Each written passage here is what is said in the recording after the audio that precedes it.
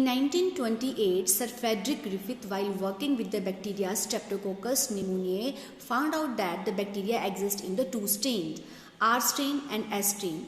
The R strain bacteria develop rough colonies on the cultural plate, whereas the S strain bacteria form smooth colonies on the cultural plate. The R strain bacteria are non-virulent, it means they do not cause any disease, whereas the S strain bacteria are virulent, it means they are disease causing. The virulent nature of the S strain bacteria is due to the presence of smooth polysaccharide coat. In first experiment, he injected live R cells into the mice. The mice do not develop any disease and survived. In the second set of experiment, he injected live S bacteria into the mice developed pneumonia and died. In the third set of experiment, he injected heat-killed S cells into the mice do not develop any disease and survived.